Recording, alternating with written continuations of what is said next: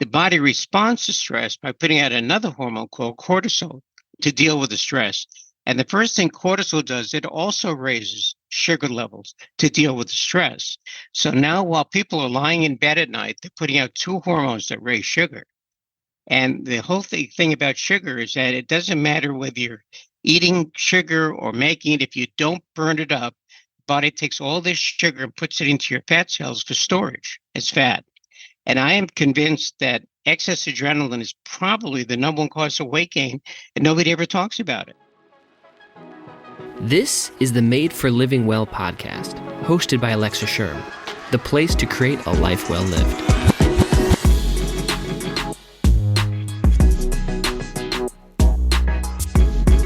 Welcome back to this podcast. As always, my name's Alexa. Now, today I'm bringing you, I think, is an incredibly fascinating podcast. In fact, I heard about this subject years ago. I even heard Dr. Platt speak in person, and it has always just continuously been at the forefront of my thoughts of his ideas, his understanding about the human body, a new take on adrenal fatigue, hormones, and so much more.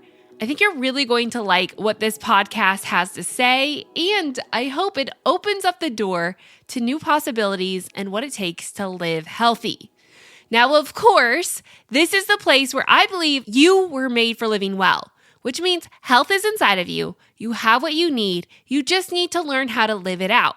And that means working to support your body, not change your body, which are two completely different ends of the spectrum. Change is kind of like, I'm going to force my body to do what I want it to.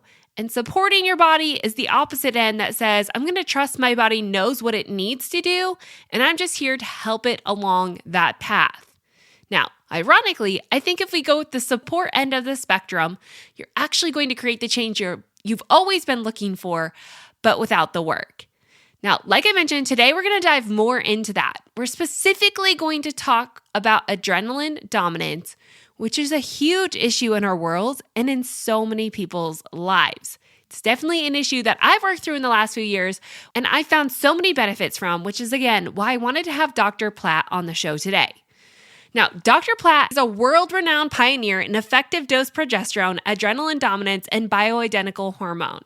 He has 3 award-winning books that have won a total of 11 literary awards, including The Miracle of Bioidentical Hormones, Adrenaline Dominance, A Revolutionary Approach to Wellness, and the Platt Protocol for Hormone Balancing. For over 39 years, Dr. Platt has addressed conditions that medical science has defined as impossible to cure. Conditions like depression, bipolar disorder, fibromyalgia, ADHD, autism, RLS, weight gain, road rage, anger, drug and alcohol addictions, and so many more issues that have led tens of thousands of people all over the world to live happy, full, and healthy lives. You can learn more about Dr. Platt and get all of your questions answered at plattwellness.com. I have linked all of it in the show notes, as well as some additional information and resources from today's show that expand on the topic of adrenal fatigue. I have also expanded on the topic of adrenaline dominance and cravings, and you can learn more about that over at thelivingwell.com. Now, while you're at The Living Well, don't forget to get on the weekly fill email letter. I think you're going to love it. It goes more in depth into everyday, real-life practices that can help you live this out, changing the paradigm in health so you can see it in a new way, to create health in your everyday life and putting health back in its intended place. Okay, for now, let's get right to the show and welcome Dr. Platt. Welcome to the show, Dr. Platt. I'm honored that you're on. Okay, thank you. I'm glad to be here. Yeah, well, you wrote in an amazing book called Adrenaline Dominance. And I'm not going to lie, I've been in the nutrition space for over 15 years, but this book has constantly stuck with me because I think it addresses a lot of root causes for symptoms and problems that a lot of people suffer with. Can you explain what adrenaline dominance is and why you felt like we needed to have this conversation? Interesting question. Well, most people have heard of adrenaline. They think of it as the fight or flight hormone. What's interesting is that this book, Adrenaline Dominance, is the only book ever written that actually talks about the clinical consequences of too much adrenaline. Now, when people have too much adrenaline, that's when they have adrenaline dominance. And, you've heard of people that have, road rage, and people that, have ADHD. And there are so many conditions related to excess adrenaline, and every one of them can be referred to as adrenaline dominance. And we'll talk about that. Yeah.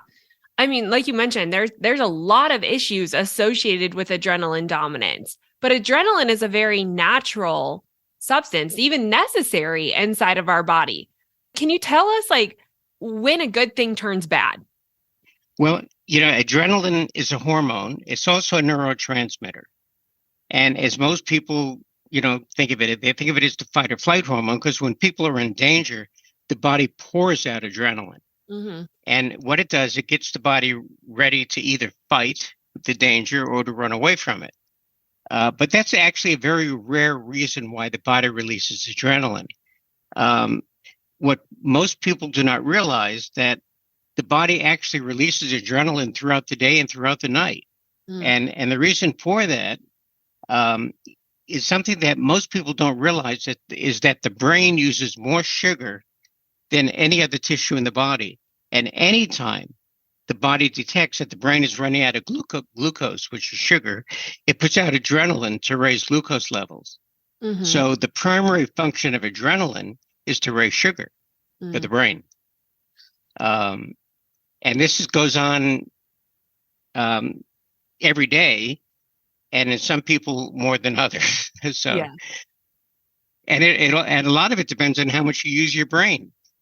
People that are creative, these are people that use their brain a lot. And these, needless to say, are the people that actually have the most adrenaline. Yeah. And we'll talk about that. Yeah, you talk about that in your book, with people who have ADHD tend to be a little bit more on the creative side. Expand on that a little bit, because there are different types of people, and some people do express more adrenaline. Well, there are basically, when it comes to ADHD, there are basically two different types, even though they have different names nowadays. But one is called ADHD, which is attention deficit hyperactivity disorder. And these are the kids that have trouble focusing in class, and they're hyperactive, they're restless, they always talking. And then you have another condition called ADD, which is attention deficit disorder without the hyperactivity. And and these are the people that are actually the creative type ones. So they actually do have a lot of adrenaline, but not so much as a hormone, but more as a neurotransmitter. And creative people, if you look at people like musicians or the music industry, a lot of drugs and alcohol, because people that have a lot of adrenaline, they need something to relax. You've mentioned the difference between adrenaline as a hormone and adrenaline as a neurotransmitter. How are you distinguishing the two, or are you not? Are they one and the same? Well, no, they're not one and the same. But the hormone is what gives people the hyperactivity. The neurotransmitter is responsible for giving people intelligence, and that's why people with ADHD are actually usually very intelligent, because adrenaline gives them intelligence. And the neurotransmitter enhances creativity.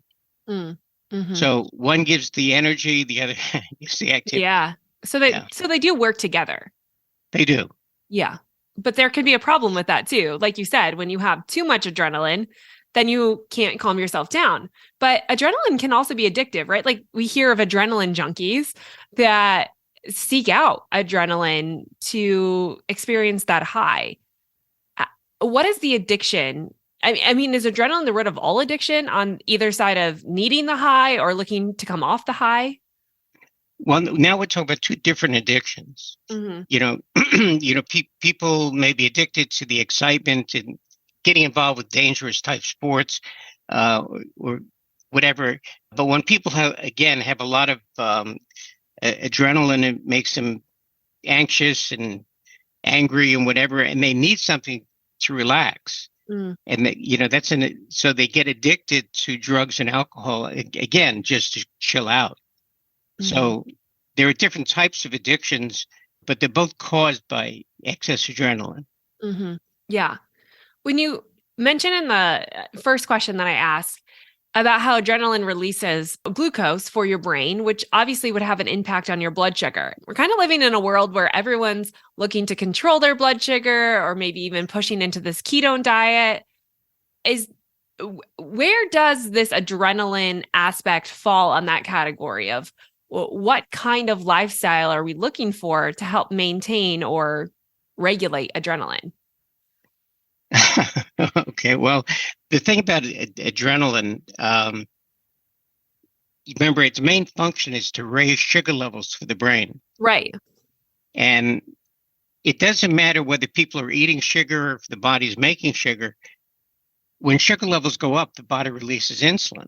Mm-hmm. Now, depending on the amount of insulin that's released, you can actually wind up getting a low blood sugar. And again, that low blood sugar will again precipitate the release of more adrenaline. Mm-hmm. And keep in mind that insulin is the hormone that puts on fat around the middle. But while we're on this subject, we can talk about the fact that adrenaline peaks at 2:30 in the morning. And 2:30 in the morning is when most people are lying in bed. Right. And the thing about adrenaline is a very powerful hormone.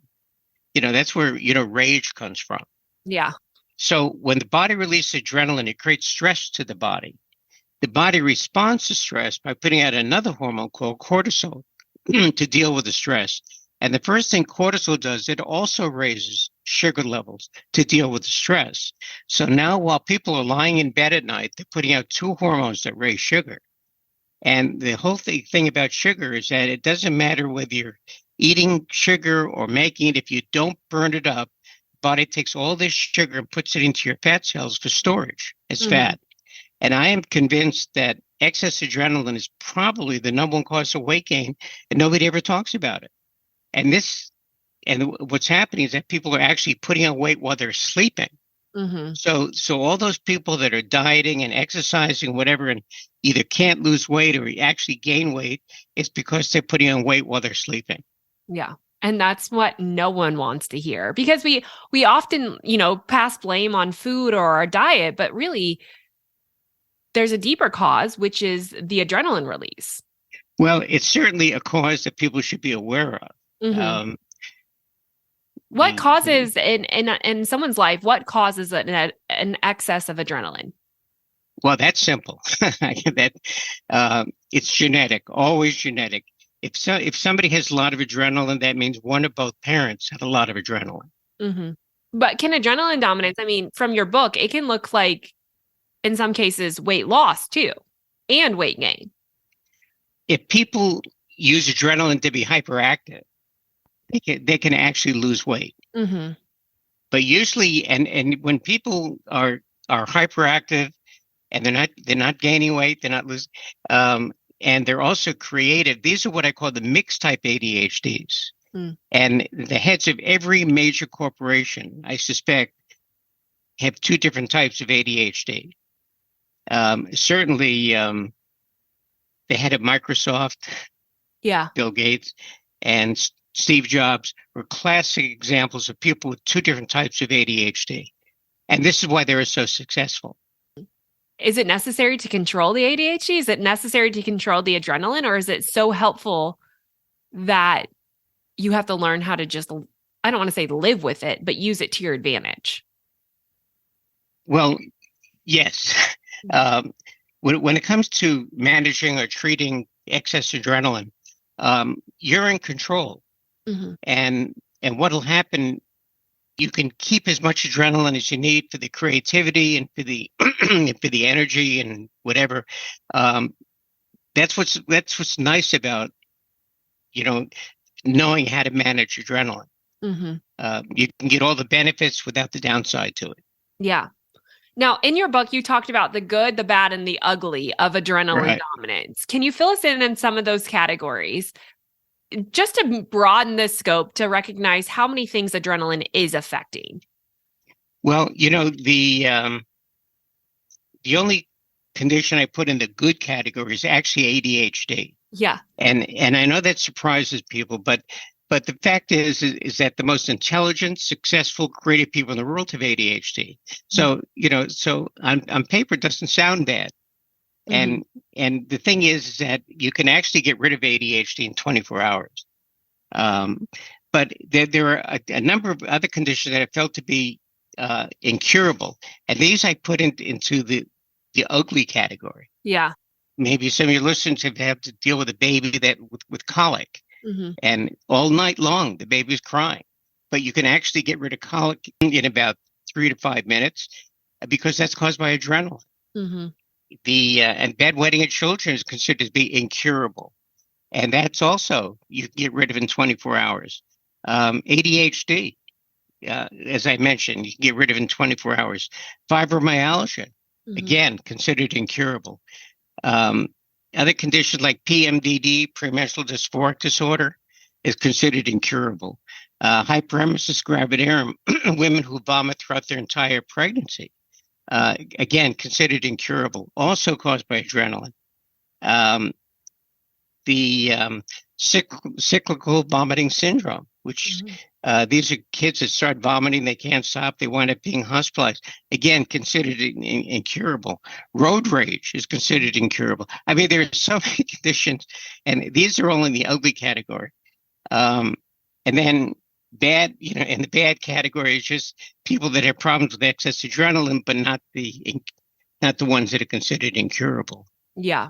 But Right. but anxiety, the only cause of anxiety is actually excess adrenaline. Mm. So, what's the cure for excess adrenaline? I mean, you wrote your book kind of about this, but just dive in a little bit. Well, one of the downsides to our whole medical system is that doctors are not trained to treat the cause of illness. Mm-hmm. The exception would be the use of antibiotics. But aside from that, doctors don't receive training in treating the cause of illness. They're trained to give out Band-Aids. Mm-hmm. So when people have depression or high blood pressure or diabetes, they're given drugs, but no attempt to treat the cause of why they had these problems. Now, when it comes to, again, excess adrenaline, it's important to treat the cause. Mm-hmm. And so what makes it relatively simple, there's only two reasons, again, why the body puts out adrenaline. One is if you're in danger, it's a fight or flight hormone. But again, that's a rare reason. So what I mentioned before, the primary function of adrenaline is to raise sugar levels for the brain. So the logical assumption is that if you provide fuel to the brain, the body doesn't need to use adrenaline to do it. Mm-hmm. And that, so that's part of the approach to dealing with excess adrenaline. The brain uses two different fuels. One is glucose, Mm-hmm. which is the type of sugar that it uses. And the best source of glucose comes from vegetables. Mm-hmm. Now, people don't think of vegetables really as a source of sugar, but they are carbohydrates and they do break down into glucose, but they don't stimulate a lot of insulin. So this is what makes them preferred. Candy and soda are great sources of glucose, but they stimulate a lot of insulin, which lowers sugar levels and defeats the purpose. Now, the other fuel is even more important, and those are ketones. And I'm sure everybody's heard of a ketogenic diet, but there are ways of getting ketones without going into ketosis. Yeah. And that basically is the use of coconut oil or something called MCT oil, which comes from coconut oil, but they both produce ketones. Mm-hmm. So vegetables and coconut oil and MCT oil are the mandatory fuels that you need to lower adrenaline. And at the same time, the only other thing you need to add is progesterone cream. Now, most people, including doctors, think that progesterone is a woman's hormone. They don't realize that men and women have the identical hormones. Yeah. Now, men stop making progesterone around the age of 50. So, and it's after the age of 50 is that when men start developing prostate cancer and they start putting on weight around the middle. And that's because they've lost progesterone, so they have nothing to block estrogen or insulin anymore. But in any event, so progesterone is the hormone that actually blocks adrenaline, but you have to use the correct strength. And progesterone at a 5% strength. 5% means that each pump is 50 milligrams. And that's the exact strength you need to block adrenaline. Mm-hmm. So that's basically the way to manage this whole problem. I go into this in obviously a little bit more detail in my book, but basically this is, I just want people to realize, the thing about adrenaline, if I could diverge just a little bit. Yeah. People should appreciate how common this is. It's the number one reason why people have trouble sleeping. Mm-hmm. Is adrenaline. People that go to sleep and their mind races, that's adrenaline. Mm-hmm. People that toss and turn or grind their teeth at night, that's adrenaline. People that have to get up at night to urinate, especially around 2:30 in the morning, again, adrenaline. And people with excess adrenaline, they're quick to anger. They're a little bit short-fused, and they carry tension in the back of the neck, and that tension can cause tinnitus or actually cause headaches. And these headaches are always mistaken for migraines, but it's really a different type of headache called occipital neuritis. And when people have a lot of adrenaline, they might have cold hands and cold feet because it constricts blood vessels. Other things to blame for all these conditions, like people that are constipated with irritable bowel syndrome, that's adrenaline. Mm-hmm. Because adrenaline cuts off the blood supply to the intestines because they're not needed for survival, and adrenaline is a survival hormone. Mm-hmm. How does progesterone act on adrenaline? Like, what is the function of progesterone? Like, how does it counteract adrenaline? Well, I suspect, because there are no studies on this, mm-hmm. but I suspect that what progesterone does, it blocks adrenaline receptor sites, and it fills it in. Right. I'm not a mm-hmm. a researcher, so I just surmise that this is how it works. Mm-hmm. Yeah. But let me tell you something. People that have a lot of adrenaline and they're anxious or whatever, and they put some progesterone cream in their arm, they rub the two arms together. Within 5 minutes, they're going to feel nice and relaxed. And the other thing they'll notice, they can focus a lot better instead of having their mind race. No, I feel like when people listen to this and they talk about progesterone cream, I think anytime we start talking about hormonal use, people get really concerned about their natural release of progesterone or their natural flow of hormones. How is this interacting with that natural flow? Are we just supporting it, or are we altering it? Well, you're actually supporting it, and there's no such thing as a progesterone stimulating hormone. So you're not going to suppress the release of progesterone. Most people are low in progesterone to begin with anyway. Right. And what's nice about progesterone, you can't overdose on it. Mm-hmm. So. Yeah, I think that's really fascinating, because I think that's where we see a lot of contradictions with medication, is people are always concerned about what's the toxicity or what's the level I'm going to start seeing negative symptoms or negative outcomes because of this. But you're saying there's really no toxicity level to progesterone. I would say there's only one contraindication to the use of progesterone, and that would be in people that have what are called type 3 diabetes. Yep. So explain that. Type 3 diabetes, the other name for it is insulin resistance in the brain. This is a condition where the insulin in the brain has a real hard time getting sugar into the brain cells. And what's important about knowing about this condition, it's one of the number one precursors to Alzheimer's disease. People may have heard that using coconut oil, you can actually cure Alzheimer's disease. And that's true.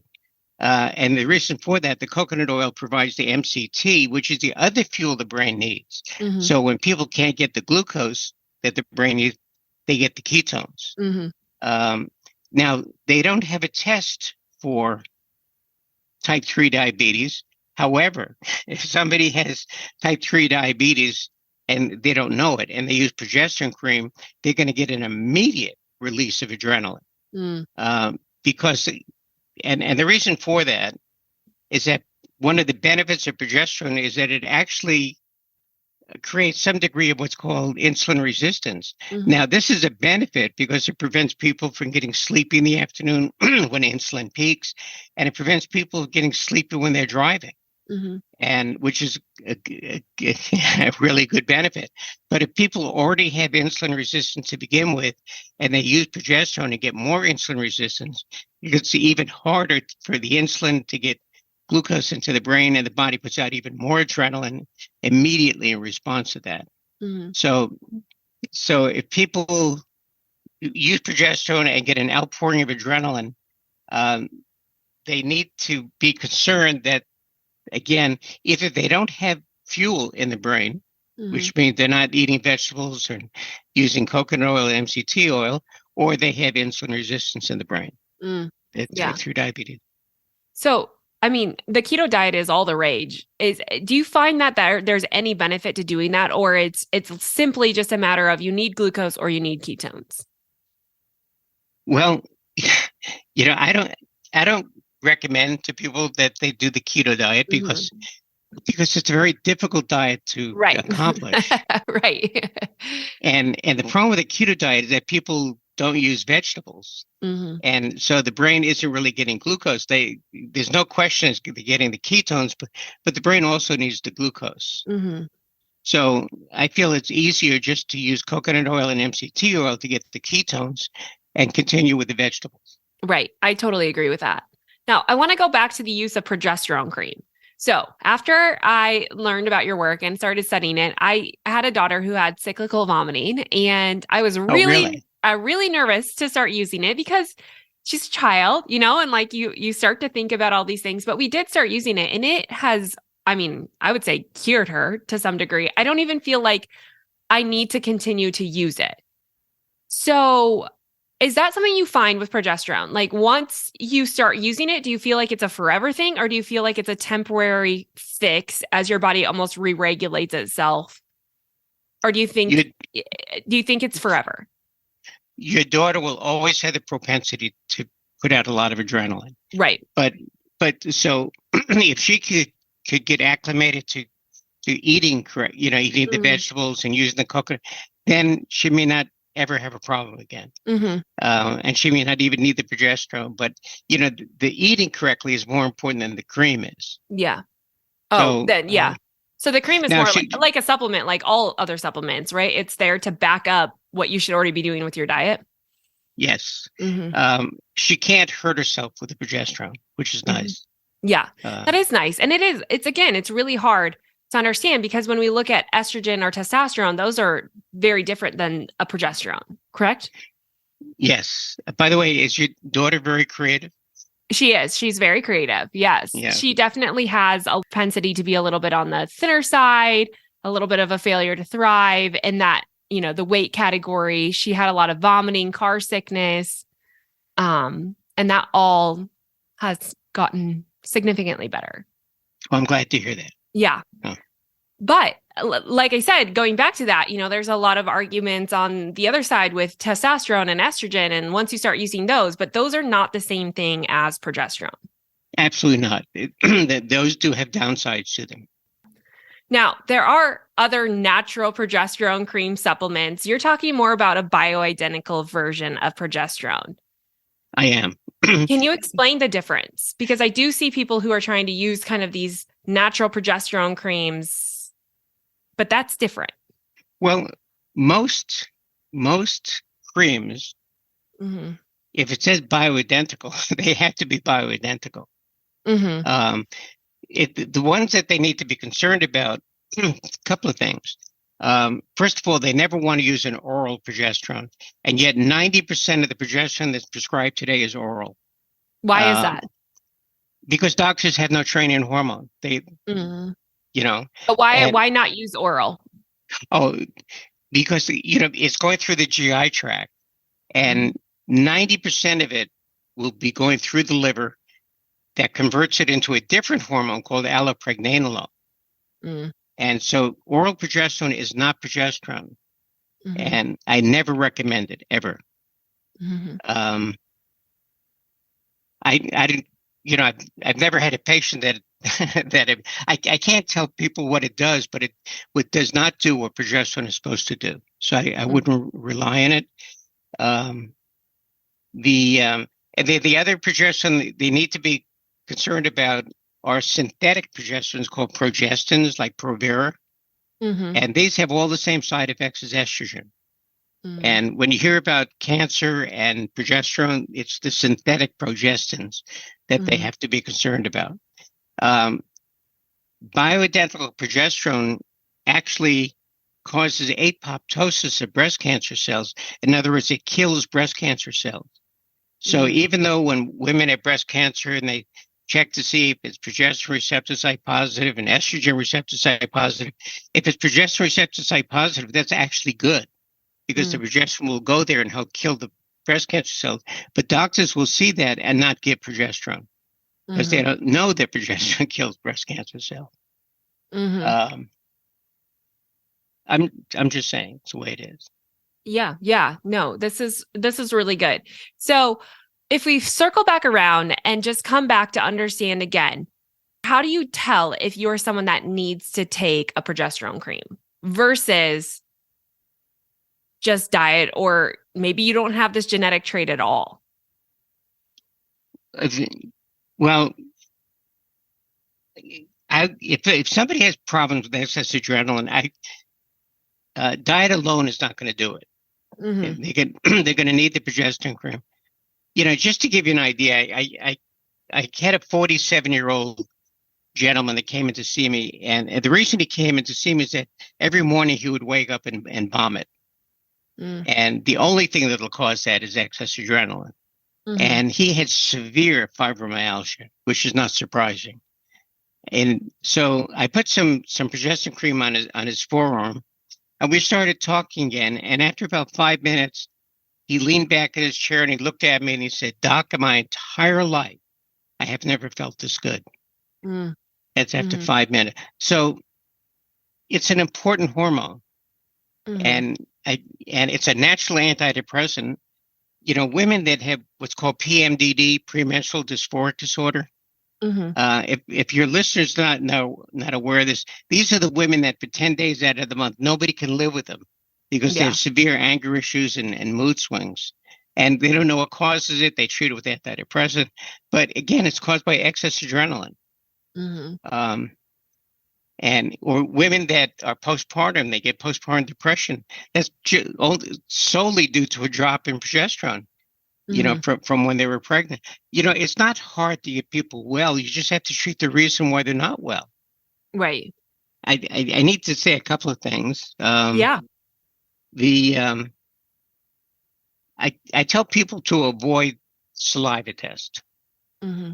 And saliva tests are very commonly done to test hormones, and mostly it's a naturopath type phenomenon, and it's naturopaths that have come up with the diagnosis of a condition called adrenal fatigue.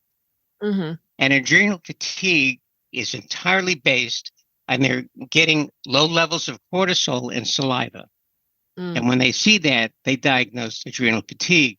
The problem is that when people have excess adrenaline is a survival hormone, and it cuts off blood supply to certain areas of the body not needed for survival. And that explains why people get cold hands and cold feet and why they get constipation from IBS. But it also cuts off blood supply to the salivary glands because they're not needed for survival either. Yeah. And so when they do the saliva test, the hormones don't get into the saliva. They have that low cortisol. If they did a blood test, they would actually find the cortisol levels are high. So they're treating people very often with cortisol when they already have high cortisol levels. So I tell people to avoid saliva tests when possible. If they get diagnosed with adrenal fatigue, it's a condition that does not exist. Adrenal fatigue is really adrenaline dominance. Yeah. So, and while we're talking about peripheral type thing,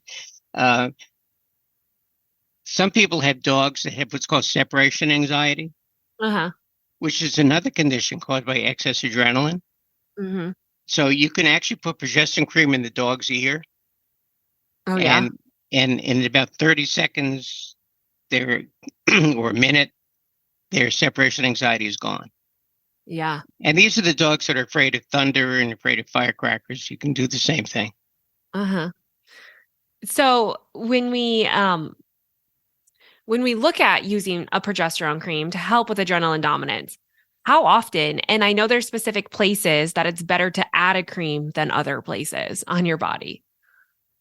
The most common place to use progesterone is on the inner forearm, between the wrist and the elbow.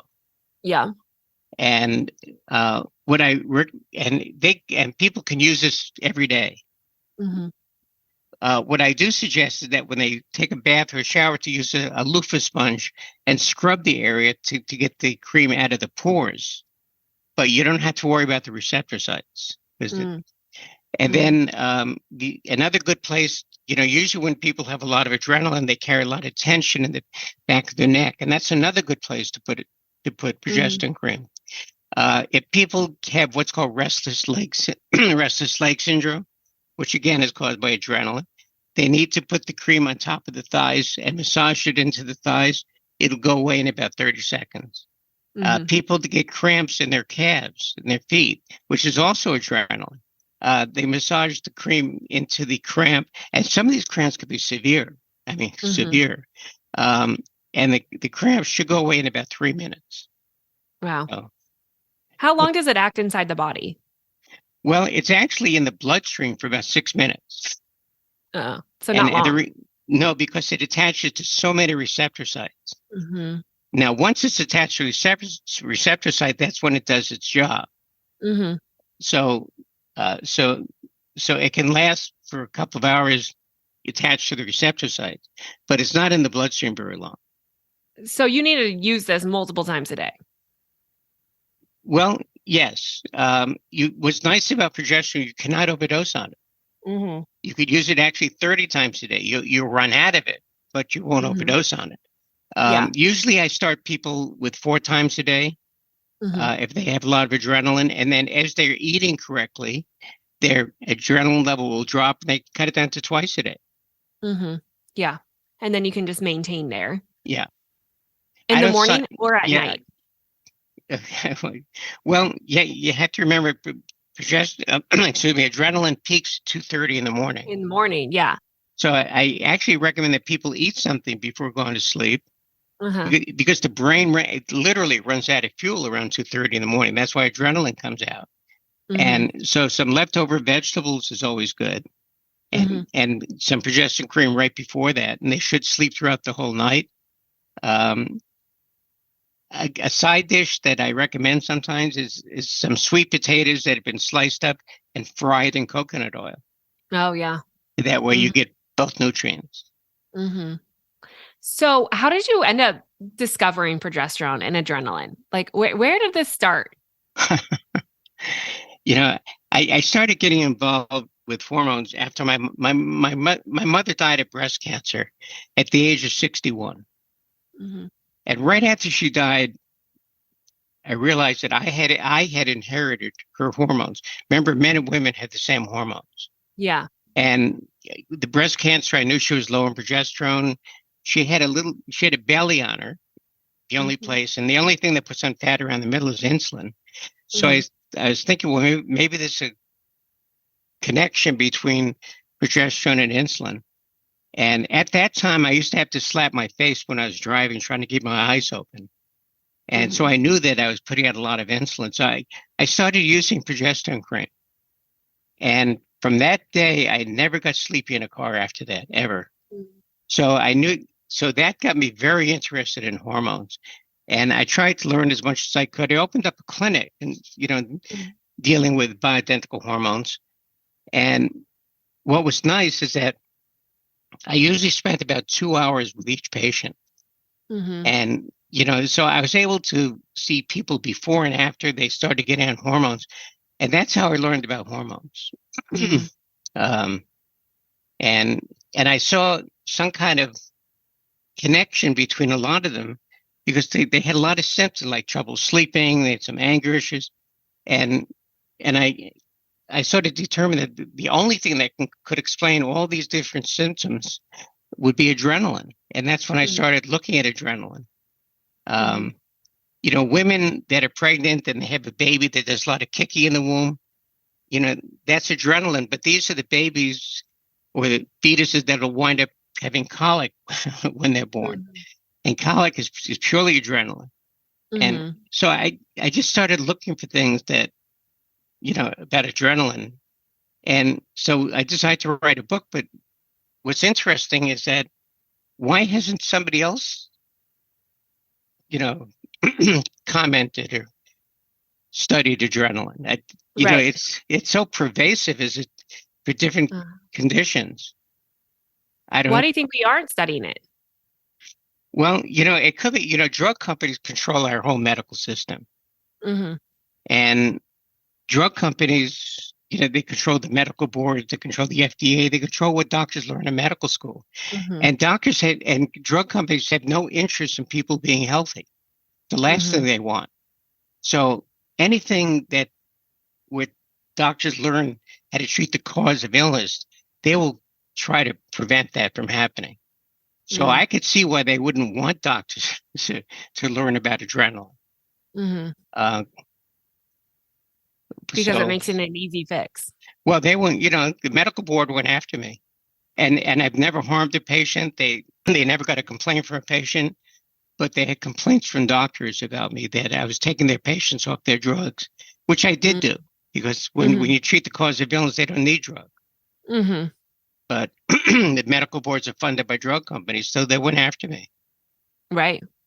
I So, mean, if you look at the use of progesterone and decreasing adrenaline would also spike your inflammation rates, correct? So if you can decrease inflammation in the body, you can decrease the use of a lot of medications. a lot, Yeah. a lot. Almost all of them, right? Because almost Well, every disease is inflammatory related. well, certainly the antidepressants and the anti-anxiety agents, and Uh-huh. So I see some people using progesterone. I mean, I don't remember who it was. Some celebrity used it in like a face cream and they're putting it on their faces and other parts of their body to give this anti-aging effect. Is that beneficial? Like, is that acting in an anti-aging way if you smear it on your face? well, actually, the more, if they're concerned about anti-aging, Mm-hmm. then they really should put it on their forearm, because what Mm, they want to reduce. Adrenaline is the number one reason why our telomeres get shortened. The mm-hmm. telomeres are at the end of chromosome and determine how long we live. And so, if you want to live longer, you want to reduce adrenaline. Probably the Mm-hmm. number one thing that speeds up the aging process. So why your forearms? Is it just because it has good blood flow and it doesn't have a lot of fat? The skin is thin and there is a good blood supply. The face also, has a good blood supply. So it's Mm-hmm. not a bad place to put it. But you But don't. But the effects are going to happen from the inside out, not necessarily just acting on the outside on your skin. right, exactly. Mm-hmm. Mm-hmm. Yeah. I mean, this information is so fascinating, and I feel like I think when I first heard it, it took a little while to simmer, like to kind of brew around in your head because it does seem like, man, why haven't we heard about this? Because it does seem so easy in a sense Hmm. to I fix, to agree. deal with, to, overcome so many problems. And I mean, obviously in my own life, I've seen massive benefit from it. But I think, again, just like going back when I explain it to other people, I think the thing that people keep coming back to is, well, how's this going to affect my estrogen? How's this going to affect my testosterone? But really, it should just help regulate those other two. I mean, you kind of said they're not related, but is there a relation there? Well, maybe the progesterone, because it blocks adrenaline, it'll help Mm-hmm. lower blood sugar, and that Mm-hmm. will lower insulin. And insulin is another hormone that speeds up the aging process. Right. So that, and the other thing about progesterone, it actually causes weight loss. It's a thermogenic hormone. Mm-hmm. Um, Now, the other thing is that most people that do have a lot of adrenaline are also going to be low in thyroid. Mm. And the reason for that is that um, adrenaline creates stress to the body, and the body puts out cortisol, and cortisol is an anti-thyroid hormone. It Mm. prevents T4 from converting to T3, and it causes T3 to convert into reverse T3. In any event, so usually when people have a lot of adrenaline, they're low in thyroid. Mm. So Mm-hmm. they may find that as soon as their adrenaline level goes down, that underactive thyroid kicks in and they feel tired. So it's just something that they should think about. So then you would have to deal with that issue. Right. So do you see that a lot where you start dealing with this problem and then you see more issues come out? Or do you feel like the majority of your patients are going to start taking progesterone and start feeling better right away? Well, usually you see positive issues come out. Very rarely negative issues. Yeah.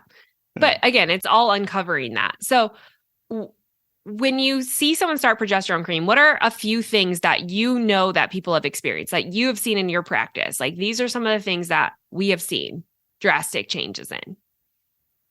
Well, have you ever heard of a condition called chronic interstitial cystitis? Yeah. Again, it's in that category of incurable.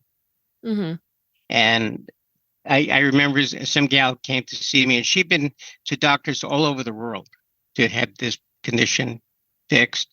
And 6 months a year, she lived in Saudi Arabia, and 6 months she lived here. And in any event, 2 weeks after she left my office, I got a note from her, and she sent a Rolex watch to thank me. She said you are a miracle doctor.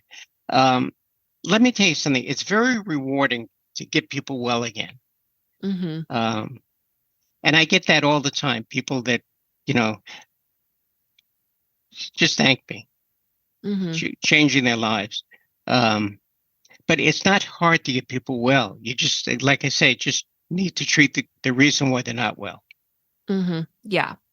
So as we wrap this up, what are a few just overall tips and advice that you want to leave people with? Like, if people are struggling with something, what do you tell them?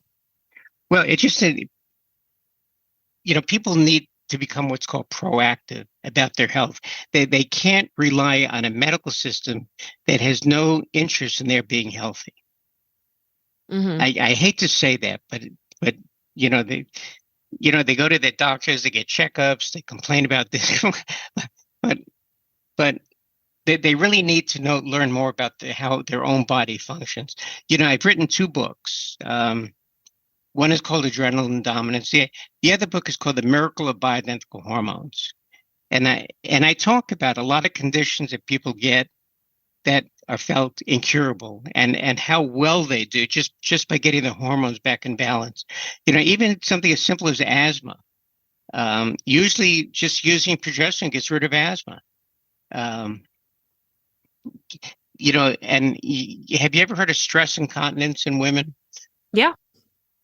If they cough or sneeze. And anyway, because women lose that muscle control around the urethra. So they're told to do Kegel exercises.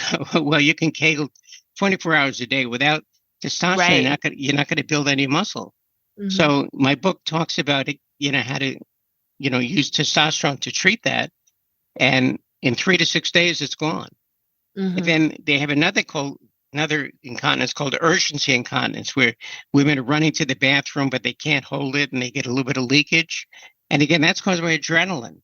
And on television, they call it an overactive bladder. But again, that goes away very simply just by lowering adrenaline. I guess the point is that people need to learn about their bodies. And so, anyway, so that's why I wrote those books, so people could learn how they can get better just by getting the hormones back in balance. Yeah. Your books are amazing. I've read them. They're definitely worth purchasing and reading through, because it does open the door, and it goes in a lot more detail than we could get on today's show about adrenaline dominance, and answers a lot of questions. So thank you so much for being here and sharing your information. Where can people learn about you? And you also sell your own progesterone cream, which I find really beneficial, because there's a lot in the market, and this just makes it clear that this is a good source, a good brand, and the right dosage. Yeah. Well, my website is Platt Wellness, Platt, plattwellness.com. And we do have a 5% progesterone cream, but 5% is the strength that I determined is the exact strength you need to block adrenaline. And there's a meal plan on there to lower adrenaline if people need it. They could get my books on there, either an ebook or the hardcover. And there's a lot of information on my website. So yeah, it's it really is. platwellness.com. Yeah. Yeah, I will make sure and link all of that up in the show notes. But I do appreciate you being here and sharing your information with us. So thank you so much. Well, it's been my pleasure. I mean, he has an incredible load of information, and I hope that you found that just as fascinating as I did. And honestly, I learned so much, even though I've been studying his work and listening to his lectures for the last few years. So I hope you love that as much as I did. Make sure you check out Dr. Platt at plattwellness.com. They have phenomenal customer support, and he even answers questions himself. If you have any questions, head on over to plattwellness.com, leave your contact information in the contact section, and then check out all of his other blog posts and products that he has to offer. Also, if you're looking for more information on today's show, take things to another level and really start to implement action, I have a whole list over at thelivingwell.com as I break down today's show. Again, you can find all of that at thelivingwell.com. While you're there, sign up for my email list called The Weekly Fill, dropping you weekly tips, tricks, and hacks to fill your life. And also, if you love this show, would you take a few minutes to share it with your friends and family? I know you get asked this all the time, but it truly does mean the world to me as we grow the show and help other people who wouldn't otherwise hear about it learn more and join us on the journey of living out health that's already inside of us. So take a screenshot of it, share it in an email, send it to your friends and family, and let them know about Made for Living Well. I'll be back with another podcast very soon. In the meantime, here's to living well.